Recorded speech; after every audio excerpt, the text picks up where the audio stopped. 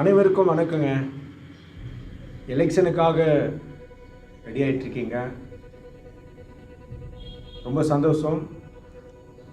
ஆனால் இந்த எலெக்ஷன் நாட்களில் யாருக்கு ஓட்டு போடுறீங்க அப்படின்னு நீங்கள் முடிவு பண்ணிட்டீங்களா? நீங்கள் ஓட்டுரிமை என்பது ரொம்ப மதிப்பு மிக்கது. உங்களுடைய ஓட்டு வாக்கு என்பது கோடிகளுக்கு லட்சங்களுக்கு சமானமானது.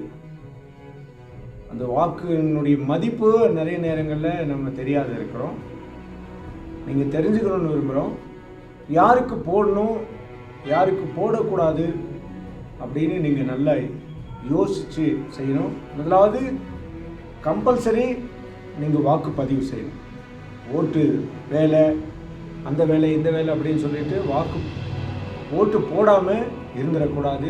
எந்த வேலைகள் மத்தியிலும் உங்களுடைய ஜனநாயக கடமையை, இந்த தேசத்தில் ஒரு நபரை தேர்ந்தெடுக்கிற உரிமை உங்களுக்கு இருக்கிறது. உங்களுடைய ரைட்ஸ், அதை நீங்கள் சரியாக பயன்படுத்தணும். ரெண்டாவது, யாருக்கு போடணும். இன்னைக்கு நம்ம இந்திய தேசத்தில் பார்த்தா பணம் கொடுக்கறதும் பரிசு பொருட்களை கொடுப்பதும் அதனால் உங்களுடைய வாக்கு உரிமையை கொச்சப்படுத்துகிறதா இருக்குது. உங்களுடைய வாக்கு உரிமை என்ன அப்படின்னு அவங்க கீழாக மதிப்பிட்டு ஒரு 10,000 ரூபாய் கொடுத்துட்டாங்க. ஒரு ஓட்டுக்கு உங்கள் வீட்டில் 4 பேர் இருக்காங்க, 10,000 ரூபா 40,000 ரூபா கிடைக்குது அப்படின்னு நீங்கள் நினைச்சாலும் நீங்கள் உங்களுடைய ஓட்டை ரொம்ப கீழ்த்தரமாக விற்கிறீங்க அப்படின்றது தான் அர்த்தம். இன்னைக்கு பல 4 முனை போட்டிகள், பல கட்சி தலைவர்கள் பல அறிக்கைகளை செய்கிறாங்க. அடுத்தது அவங்க நிறைய பணம் கொடுத்து பரிசு பொருட்களை கொடுத்து எங்களுக்கு வாக்கு போடுங்க அப்படின்னு சொல்கிறாங்க. காசு இல்லாதவன் காசு கொடுக்காம வாக்கு போடுங்க அப்படின்னு சொல்கிறாங்க. காசு கொடுத்து உங்களுக்கு 1000 ரூபாயோ 500 ரூபாயோ அல்லது ஒரு சில ஆயிரங்களோ அல்லது 10,000 ரூபாயோ இல்லை 50,000 ரூபாயோ கொடுத்துட்டேங்க, அந்த காசு எங்கிருந்து எடுப்பான்? நல்லா யோசிக்கணும். அவன் பொறுப்பில் வந்தால் உங்களுக்கு காசு கொடுத்து ஊழல் செய்கிறவன் மறுபடியும் அவன் வந்தால் எப்படி இருக்கும்? நான் உங்களுக்கு ஒரு காரியத்தை சொல்கிறேன். ஒருவேளை காசு கொடுக்குறானா, உங்களால் வாங்காமல் இருக்க முடியலையா, வாங்கி கொடுங்க. ஆனால் ஓட்டு அவனுக்கு போடாதபடி வேறு யாருக்கு ஆகிலும் போடுவீர்கள் என்றால் அடுத்த முறை அவன் மறுபடியும் காசை தூக்கிட்டு நம்மளை தேடி வரமாட்டான்.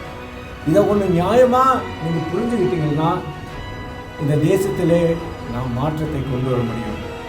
ஒவ்வொருவருக்கும் இந்த ஜனநாயக கடமை, இந்த தேசத்தினுடைய முன்னேற்றத்தினுடைய பங்கை நாம் விளங்க செய்வதற்கு உரிமை இருக்கிறதுங்க. அதனால் நல்லா யோசிங்க. பணம் காசை எடுத்துகிட்டு வரவுன்னு ஒருவேளை உங்களுக்கு தேவை அவசியம், இந்த நாள் அந்த பணம் கொடுப்பது உங்களுக்கு பெரிய பணமாக இருந்தாலும் 5 வருஷம் தேசம் எப்படி போகும்னே தெரியாதுங்க. அதனால் தயவுசெய்து பணம் கொடுத்தா ஒருவேளை தேவைப்பட்டால் நீங்கள் வாங்கி கொள்ளுங்க. ஆனால் பணம் வாங்கினவனுக்கு நீங்கள் ஓட்டை போடுவீர்கள் என்றால் நீங்கள் வாக்குகளை விற்கிறவர்களாக இருக்கிறீங்க. அதனால் அவன் ஏதோ ஒரு தவறான வழியில் சம்பாதித்த பணம் தான் உங்களுக்கு கொடுக்குறான். நீங்கள் பணத்தை வாங்கிக்கிட்டாலும் நீங்கள் என்ன செய்யுங்க, வாக்குப்பதிவு சரியான உங்கள் மனசாட்சியின்படி யாருக்கு போட வேண்டும், யார் நல்லாட்சி கொடுப்பாங்கோ அப்படின்னு அறிஞ்சு அவங்களுக்கு போடுங்க.